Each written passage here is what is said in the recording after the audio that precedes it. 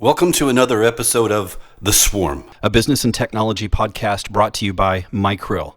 I'm your host, Wallace Chase. I'm a futurist, a lover of technology and its application in business, and I'm also the head of strategy and development at MyKrill.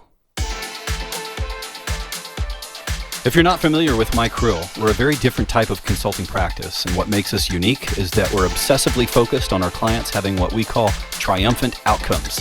Our expertise is ERP evaluation and selection, project management and project recovery, and custom applications. If you'd like to talk with us, you can navigate to our Contact Us page on our website and let us know when you'd like to meet. My guest today is the CEO of BlackSwan Cybersecurity. He's an accomplished cybersecurity expert with over 25 years of business process and IT security experience. He's a published author, has a master's in criminal justice, and he's also a doctoral candidate for computer information systems and a professor of cybersecurity at University of Texas at San Antonio. I'm excited about this conversation. I'm really honored to have him on the podcast today. Mike Saylor, welcome to the Swarm. Thank you, sir. Happy to be here. So let's just jump right into the questions. You and I have known each other for a couple of months now. We've had a few meetings and you've actually been over to the office. So I know a lot about what you guys do, but right now I want to know what in the world happened to you that made you so interested in cybersecurity and cybercrime, and your background and how you came to be a thought leader in the cybersecurity industry and then eventually the CEO of a cybersecurity company. Sure. Well, I think it's people generally just gravitate to cool stuff, and I'm definitely one of those techie. I like gadgets and but really, I think fundamentally in my personality, I like information. So I'm a constant learner, consumer of information intelligence. What can I do with this information? Information is power to me. The more I know, the better I feel. But also, problem solving. There's also a huge community service component to my personality, giving back, educating, sharing, supporting. So that's huge to me. But how I got here, it's pretty interesting. I've had just about every job you can think of. My kids are amazed every time they ask if I've done that. But I started my career kind of in high school. My dad was in the Navy, and I just naturally interacted with a bunch of people there that tended to task me with things. So for 7 years, while I was also going to college, I had a football scholarship.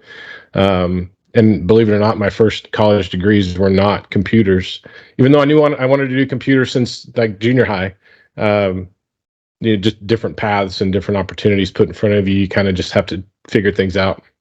But I started my career kind of doing intelligence, but then majoring in anthropology and geology first, and then coming back to computer science, and then realizing that I really didn't want to be an engineer, writing device drivers for printers and things like that. So more the business side, more the true like strategy, solution focused stuff, more consulting. So my undergraduate degree is actually in information systems. It's a science degree, but it came out of the business school at UT, University of Texas at Arlington. And then very, very quickly, and along the way, I had just about every IT job you could think of: hardware, cable puller, admin, all the way up through, over the years, CIO, CISO for large organizations. Yeah. But in the middle there, I actually had a really long run as an auditor, so a technology auditor. But almost every position I held, whether it was hardware or audit, there was always this security and risk mitigation lens that I had. You guys are doing this to be compliant, but this other stuff is still a risk. Or you asked me to build this thing. Do you realize the risk it presents and the security that you need to put around it so it's not misused and that kind of thing? So really being able to see kind of the bigger picture with technology and how organizations rely on it and the risks that those present that are not typically addressed by just being compliant or good best practice, or we've done it this way for however many years and it hasn't broken yet. And so I got really good at kind of observing those things and consulting with organizations on how to mitigate that or fill the division, address the deficiency, whether it's people or technology or procedures or whatever the case may be. But in doing so, also became very engaged in responding to criminal activity. So I've worked with just about every level of law enforcement since like 1999, including standing up the North Texas FBI InfraGard chapter, helping do that. But I talk to the FBI probably a couple times a week, Secret Service maybe once a week. I've been in investigations of large hacking, like the Ashley Madison hack, counterterrorism stuff. And that then lent itself to, and actually I was recruited by the FBI in 2004 and just never really went all the way through there because other things came up. But that lent itself to my graduate degree being in criminal justice. I really wanted to know more about how I could help kind of improve my skills and knowledge in that area. And then along the way as well, becoming a professor so that I can help educate and share what I know, but also along the way, being an entrepreneur and starting companies and, finding the right resources to help you build the right kind of culture and deliver service and support the way that you intend, kind of your corporate culture and mission. And it was just much easier to take bright people that weren't already acclimated to some other organization's way of doing business and teaching them how to do it our way. And so we started an intern program in 2011, still strong today. We've probably had over 1,000 students come through that. Awesome. And I've built 2 companies that way. Start with the core, geniuses, and then train up your army of cyber analysts, engineers, and consultants. And we've done it that way for almost 15 years. Wow. So as you're entering into the cybersecurity arena, even really before the cybersecurity boom, late 90s, early 2000, was there a situation or an incident that gave you the forethought that, hey, I'm really going to dive into cyber criminal activity, and this is going to be my, my direction for my career for the next several years? Was there something that happened, or how did you have that forethought? There was. So I had a taste of kind of the cloak and dagger stuff, doing intelligence work early on. It was very independent work. You had some resources and an objective, and you just figured out how to achieve your goal. And not quite as cool probably as it sounds. Some of it was actually pretty lame, but good experience. But it gave me that mentality of seeing things differently. Well, then, fast forward probably 4 or 5 years. I was an auditor at a global $5 billion telecom that did not have a cybersecurity team. And we were getting calls from law enforcement saying, "Hey, we're seeing your client's data, your customers' data out on the internet." And they didn't know where it came from, and neither did our organization. But getting the data set and then figuring out where it could have come from, who was involved, and then really trying to put the pieces together for that timeline led us to our internet service provider. Even though we were a telecom, we also resold internet service and pagers and cell phones and stuff like this. And we had recently just changed vendors from a company in California to a company in Salt Lake City. And that migration involved a bulk data set of our clients, which included their payment, their credit card information and some other stuff. Well, the new ISP just let it sit on their web server, their file transfer server, apparently unrestricted. And when we called to ask them questions about this, they would just hang up on us. They were, very, it's not our fault. We didn't do it. It came from somewhere else, this kind of thing. So then really getting to know the FBI and the Secret Service and how like jurisdictions work and the type of crimes and the thresholds and all these things was very interesting to me. more information. And so working initially with the FBI Dallas, it then transitioned to Secret Service Salt Lake City. And I actually got to fly to, go to Salt Lake, brief with the Secret Service when they showed up at the company to serve the warrant and kick the door in and say, "You're not going to tell us to go away. We're going to sit here until we get the answers we want." And then sit in a conference room with some of these experienced investigators, different levels, and just sharing stories and talking about the process and their theories about how things worked. Ultimately figuring out that it was this vendor, but then continuing the investigation to actually find the hacker that did it. And we actually caught him in Corpus Christi, Texas. Awesome. Working with local law enforcement there. His name was Matthew Freeze, and that's his real name, not his hacker name, which I thought was pretty interesting. And then traveling to Corpus to try and interview this guy to figure out exactly how he did it, so that we could hold the vendor accountable, but also help them, shore up their security so it doesn't happen again. But not ever being able to talk to him because apparently he also hacked NASA and Department of Defense and some others. So there was a longer line of more important people in front of me. Wow. I never got to ask the questions. Wow. But that really catapulted me into to more involvement. Later that year, I got appointed to the Cybercrime Committee of the North Texas Crime Commission. So that's all, different levels of law enforcement talking about cybercrime and legislation and changes to laws and how different crimes are prosecuted and this kind of thing. Well, they developed a subcommittee called the Cybercrime Committee, and I'm still a member of that, not as active as I used to be, but that's how that allowed me to build some really good relationships with specifically the FBI, but also the Secret Service, their crime lab guys, their forensics incident response, and some other things. So, and even some of the military investigation units. So just I've really enjoyed kind of developing that part of my career, and it's really helped being able to share information. Whenever we respond to a breach, I always ask if we can involve law enforcement as soon as possible because they love to share information and they love to collect information. And this breach may be the missing piece to figuring out who the bad actors are.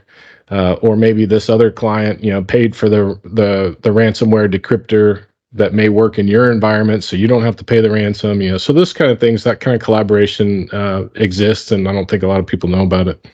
Yeah, that's incredible. It's an incredible story. You seem like you just never stopped on that trajectory once that happened, because you've written a book about it, and we'll get into that in a little bit.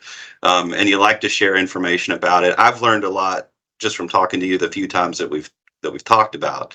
Of course, Micro, being a consulting company, has a lot of information that we want to keep secure as well, and that was kind of the emphasis of our relationship. What are some of the schemes that are out there right now that you've seen, and what kind of damage can they do, and what should businesses be doing as a follow-up, just as a minimum layer of security, and then maybe even further than that, what's something that they really should be doing from a maximum level of security? Sure, and I think one of the things that's important to realize is that organizations kind of figure that we're not a target, we're a nobody, we've never made the news, we're not publicly traded, we don't do anything special. Bad guys don't care. Yeah, you still have money, you still have a business they can leverage. You've got to make a living, you've got employees, all that stuff is leverage to them. All they have to do is figure out how to get into your environment. And in a lot of cases, bad guys don't target you. They don't wake up in the morning and go, I'm going to target company A. Most of the time, that's not how it works. Unless they're like, you did make the news and there is this big thing. Maybe that got their attention, but in most cases, they just wake up and check the results of their internet searches. So they've got, campaigns running 24 hours a day. And those campaigns take a variety of, they're structured a variety of ways. But one of the things that I wanted to point out is that once they have interest in you, they will go to the nth degree to figure out how to get what they want. So if you think about a traditional network, you've got your company and your computers and your users and your servers and your wireless access and your internet access and your website. Those are traditional targets. That's kind of like your preliminary attack surface, right? That's what everybody knows you have. and they will try to get at you the traditional way.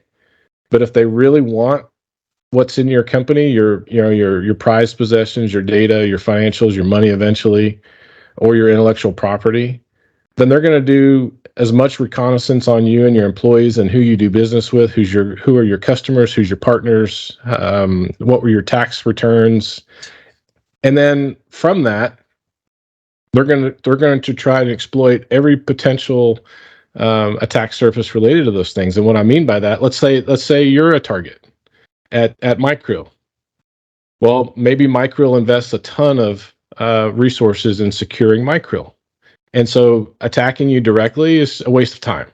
We tried it. You've got good stuff. I'm not going to waste my time. Well, let me look at the property records.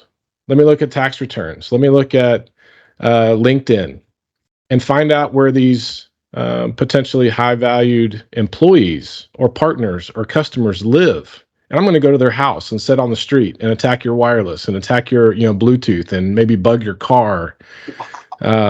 Or even one of the schemes that we've seen, very complicated scheme, was they wanted to attack company A. They found out company A's high value target, where they lived, and then from that who their neighbors are, and do they have kids that play together, right? And so then they found out what school these kids go to. Well, then they sit outside the school. I believe it was outside the school, and they compromised the I think it was an iPad of the neighbor's kid. And so now a compromised iPad makes it back into the neighbor's house, which eventually makes it over time to the target's house. And inside the target's house, the kid's like, hey, can I put my iPad on your wireless network? And so now I'm on the target's wireless network because I compromised the neighbor's kid that plays with your kid. And now that I'm in your network, I can do reconnaissance on your different devices. And you probably brought your work laptop home to do some work, and it's on your wireless network. And so it's just a matter of time, and they will wait until it's opportune to then infect your machine so that you take it back to work. And now I'm inside your network, completely circumventing all the work you did to protect Micro, and they'll do it that way. That's scary, man. So that's not very common. That takes a lot of work and a lot of time. But probably the most common is social engineering primarily through email. And they get the confidence in you to interact with those emails by connecting with you on social media, LinkedIn, whatever. There are so many fake profiles on LinkedIn right now, but it's just a stepping stone, and it may not be you. They want to connect with you because of who you're connected with, and so you're just a stepping stone to build the trust in the relationship, so that, well, if you're connected to them, then it must be okay, and I'll connect to them. And the next thing you know, they're getting a LinkedIn message with an attachment that's got malware in it. Here's my resume, or the invitation to the happy hour, or whatever it is. But move a step ahead. The next thing that they're getting really good at is internal company reconnaissance. So once they compromise access to your network, whether it's a user or through a vulnerability of some sort, they're looking around to figure out what you do, what does your company do, what are your financials, how much insurance do you have, who are your employees, and then they're either taking that information to sell it to a data broker, or leverage it some other way, or now they're going to deploy the ransomware, and they know exactly how much to push you for because they've seen your financials and they know your insurance. And they've already done the recon on where your backups are and what your processes are. And it's a criminal-minded organization, I guess, or group of individuals, or sometimes individuals that does this. What's scary to me is the part that you talked about where there was physical reconnaissance happening. There was, people staking out a home or children, and their iPads and phones and things like that. It's disheartening to know that there are people out there with that type of intention and capability to be able to pull it off. The first time I was really exposed to cybersecurity or cyber incident was, and they didn't really call it that back then, was early 2000s. I worked at ADP, and I was in a sales organization. I reported at the time to the senior VP of sales globally. and I got and I didn't interact with him that much, only on quota calls. And that was just basically talking about pipeline and sales funnel and what I owed him. But at any rate, I got an email out of the blue after not talking to him for a long time, and it said, "Hey, I need you to please go purchase some gift cards from Walmart or somewhere. I can't even remember where. Please go purchase gift cards, and I need them to be in this denomination. I'm on a flight. I'm landing. I need you to mail them to me as soon as I land." It was just this weird type of email that I didn't expect to get from him. And it startled me so much that I told, a couple of people in the office, "Hey, he's emailing me asking me to do this. Is this normal?" And somebody had the forethought to say, "Hey, I think I know what this is. This is something called phishing." And that was kind of my introduction to that. Is that still something that, I know we do phishing training and things like that all the time, It but does happen. is that still one of the ways that they try to attack a company? It is. In fact, even I get those, and they're usually text messages now. Mm. But the social engineering today also takes a bit of a different dimension because they do what are called multi-dimensional social engineering. So that maybe they sent you an email and said, "Hey, I need you to do this for me." And there's always there's some of the indicators of an illegitimate email like that is it's urgent, has to be done right away. I'm not available to confirm this in any other way. You can't call me. I'm on a flight or I'm in a business meeting. There's usually it's usually a superior, and it's usually not your direct boss. It's a chief of some sort, CFO, CEO, whatever. And then it is some weird out of band financial instrument like a gift card. Like, does your organization really ever use gift cards? Yeah. And if not, then well, that's odd. Well, every time you go, that's odd. That should be an indication that you should verify it some other way. But what I mean by multidimensional attack is they send you an email, and if that doesn't work, maybe next it's a text message. So it would be, "Hey, did you get my email? This is urgent. Please respond." And if that doesn't work, then lastly, especially if it's somebody that you don't really know, they'll call you on the phone and go, "Hey, man, I've sent you an email. I've sent you a text. I haven't had a response. I need this done." And they'll do that. That's bold. But they also do. There's also, multidimensional also includes some other things. Like when we do phishing exercises, we'll send employees emails, and we'll draft a campaign that makes sense. So maybe we do the reconnaissance and figure out who what nonprofits they support, or what technologies they use in their environment. And we'll craft an email that says something like that, like, "Hey, we're rolling out a new help desk, like we've talked about at our last company meeting. And here's a link to learn more about that. But at a minimum, I need you to click this link and input your credentials so that we can move you over," that kind of thing. So then we'll create a fake website that replicates whatever that is that we presented. And so there's tons of examples of that too. Wow. And That's maybe devious. the page that comes up looks like looks like your nonprofit page, and you've got to put some data there. That page is actually fake, but then we forward you and that credential to the real site, so you don't get an indication that you just were phished.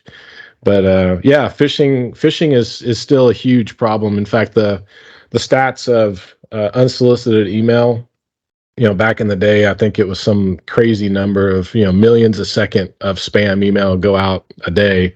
Well, now, the number of unsolicited emails is still increasing, but the percentage of like spam to phishing is flipped. So like 88, almost 90% of spam email today is phishing email.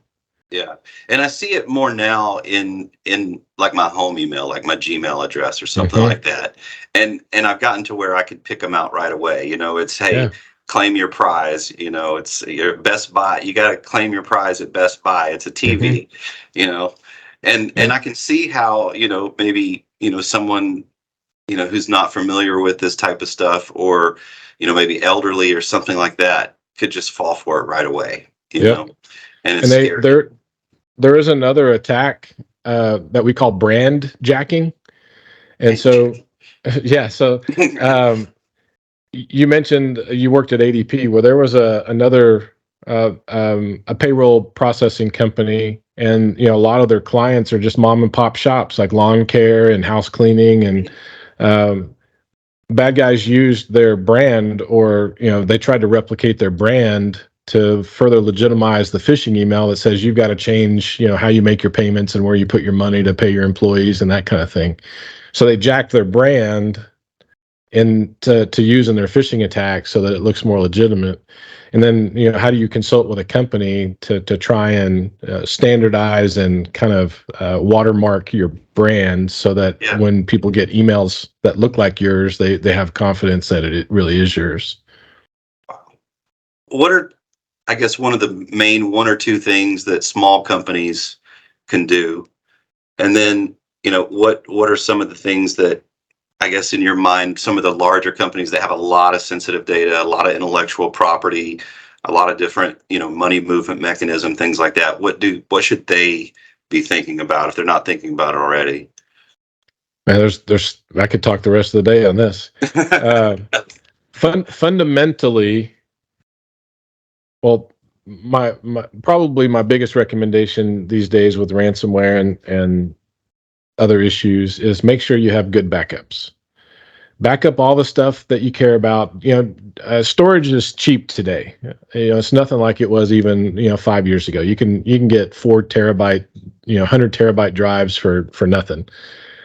Figure out where your critical data is. And what I mean by critical is it's not just data that's important to you, like your financials or your client data. Critical data also means everything you need to run your business. So if you have your critical client data and that's offline and secure and nobody can get it, but then your entire network gets encrypted, can you rebuild your network in order to then put your sensitive client data back on it and continue business? So there's really two parts to that, but in essence, figure out the critical data that your company needs to function.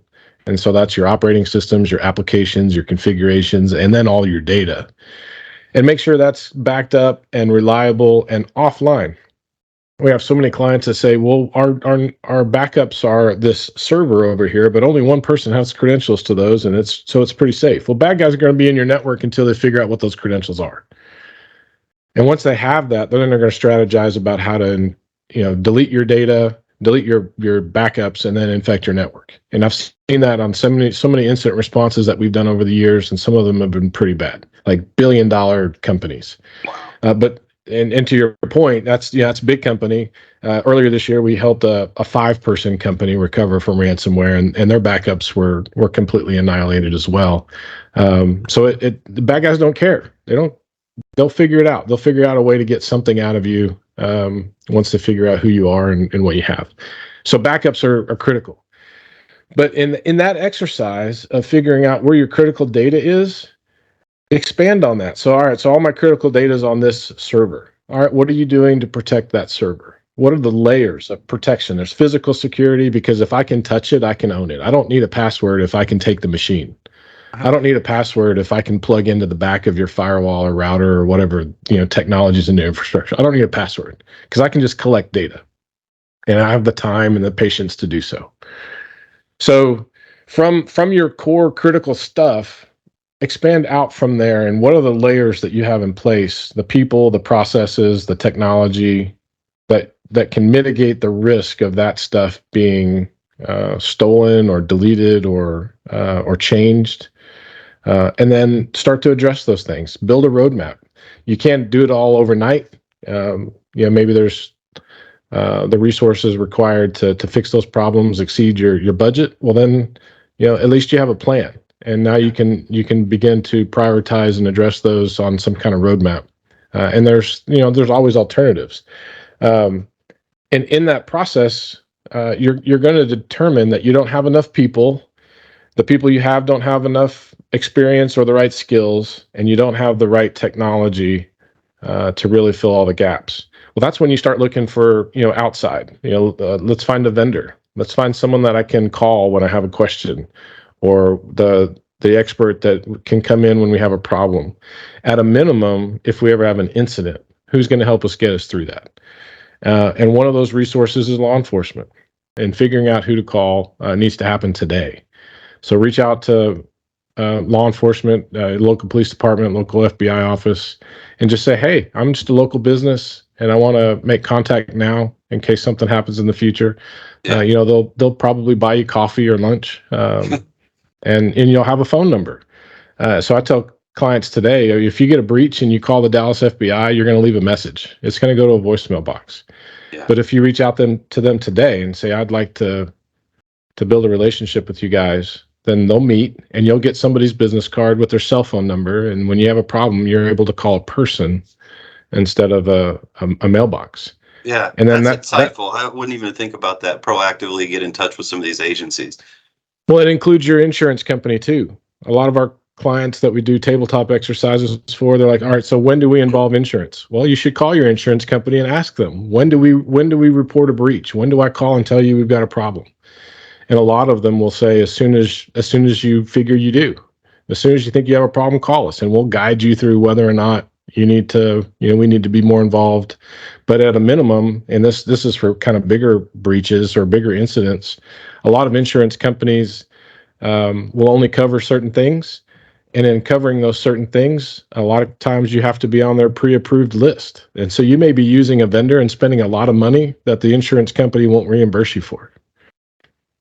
So insurance company, legal advice, your experts, for your specific environment. If you're a heavy database environment, you need to find a good database expert. If you're a heavy telecom environment, you need a good network engineer. If whatever the case is, you need to do that analysis, and they're usually pretty quick. Like we do an exercise called an IT or technology risk assessment, where we look at everything, look at the gaps, prioritize them, put them on a roadmap, and you've got something to work towards. But that highlights all the deficiencies or gaps in your environment and your people and your processes. And then from that, you can start to say, all right, well, maybe we don't have enough insurance, or we do have insurance and I've never even talked to those people.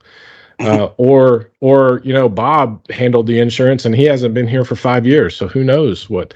And we were working an incident response where we were responding under the assumption that they only have $5 million in cyber insurance. So we were negotiating with the bad guys to try and get the ransom under 5. And in the event that we had to pay it, we were trying to keep our the response team, the collective response team of different vendors involvement managed so that the expense isn't excessive.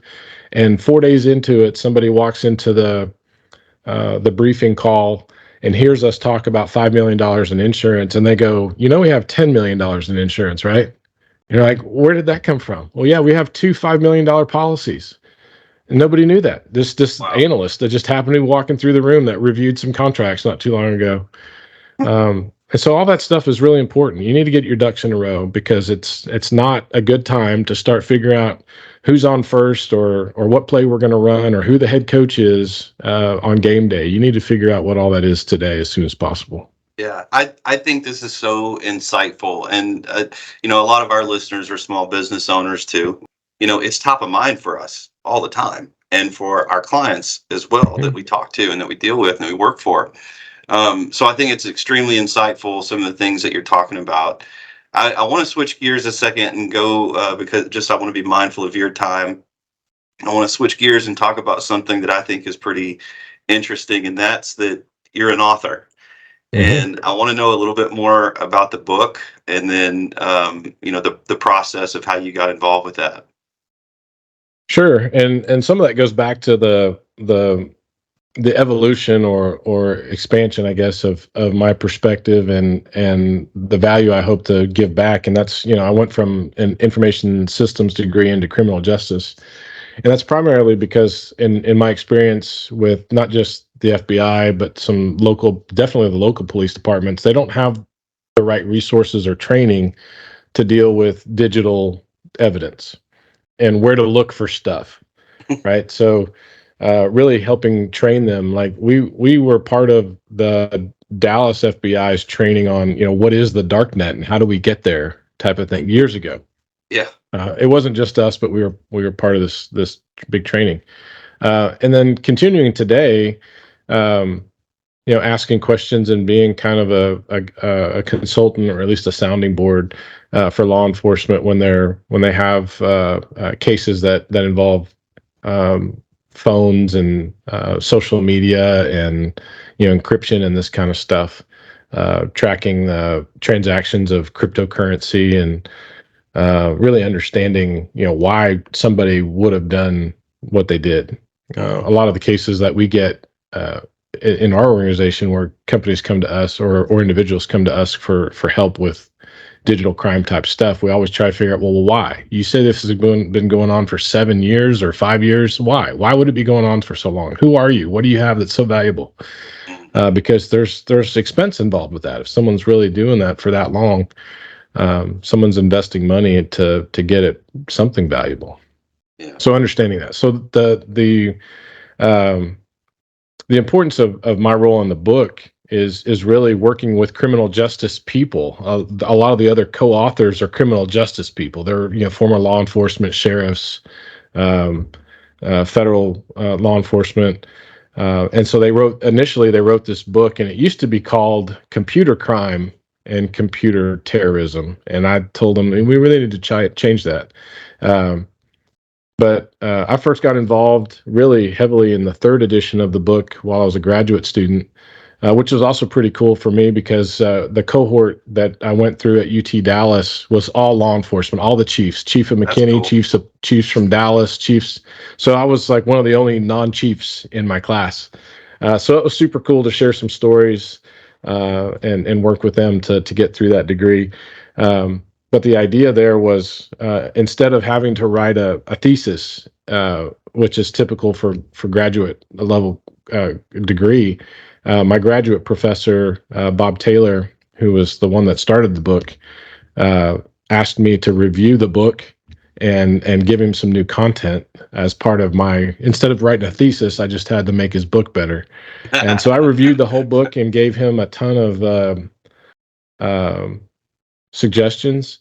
And in doing so, he asked me to write all of I think it was chapter 5 in the fourth edition, or the third edition.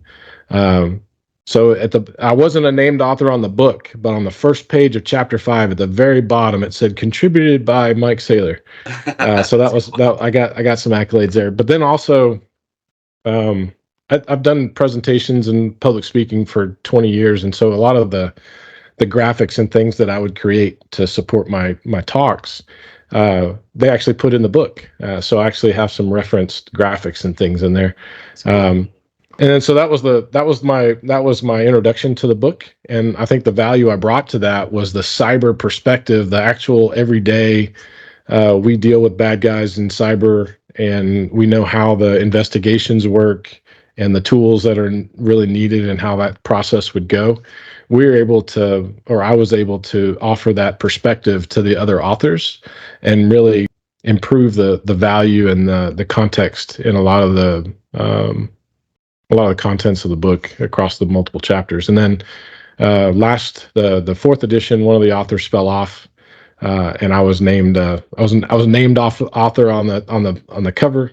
And then I became responsible for 3 full chapters in that book. And then now this fifth edition, I've got one more question to answer from the editors about a picture, some coloring on a picture or something. But this time I've been tasked, I think, with 5 chapters to update. Wow. And everything seems like it happens so quickly, in this particular arena. It has just it's skyrocketed from a simple phishing attempt to, like what you're talking about, mastermind schemes of 3, 4, 10, 20 people that work together to do social engineering and work on something for a very, very long period of time.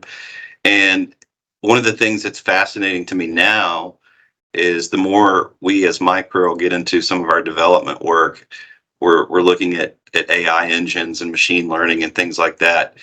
Talk to me just briefly about if you're seeing any way that these bad actors are utilizing, like a Chat GPT type service or something like that to be able to further their criminal endeavors.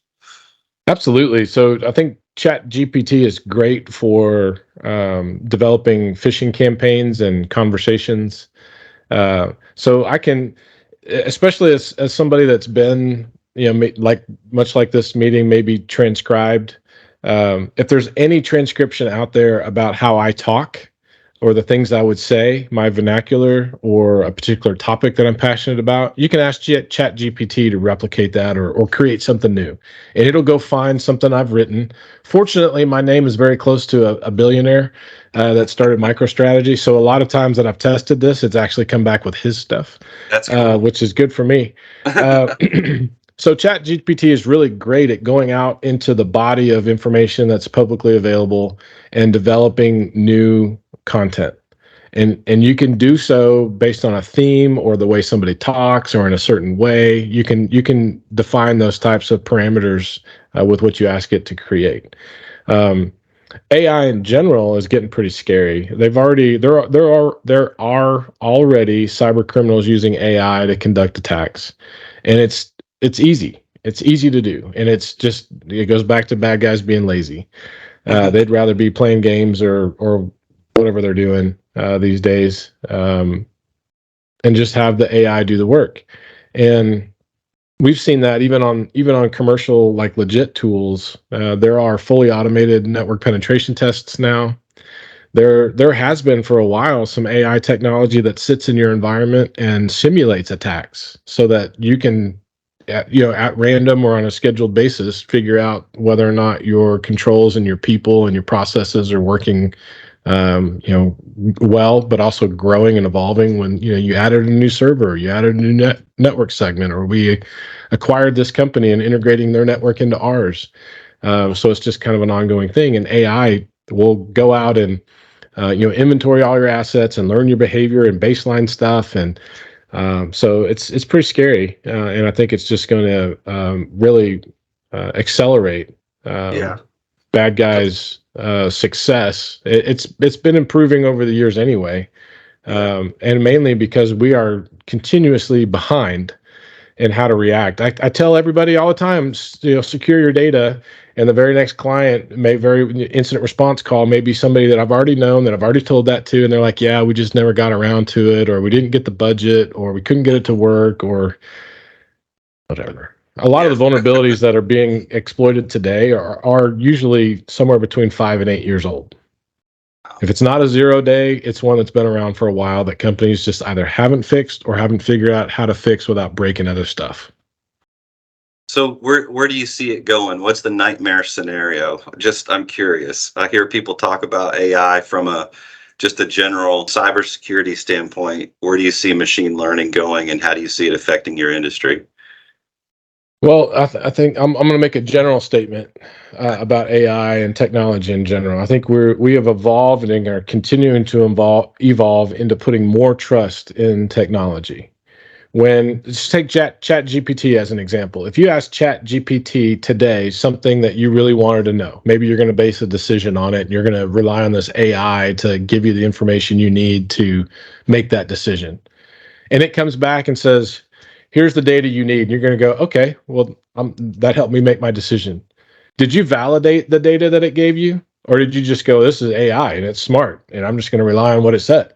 Well, 99% of the people are going to take it for what it's worth. It said, do it, so I did it. Yeah. Well, I think that's probably the scariest thing to me. And especially when you start to humanize AI by putting it in a robot or making it your home assistant or your office assistant, and you're replacing real people with technology that we are just going to inherently believe and trust without thinking. And I think we've seen an evolution of that, especially on social media, where something gets posted on social media and everybody just goes, oh my God, that's the truth, without validating it. We've stopped thinking for ourselves. We've stopped looking and being diligent in validating what's being presented to us. And I think that's going to get worse and worse and worse, especially when AI becomes mainstream and people start, being more comfortable with it. ChatGPT has been proven to be wrong.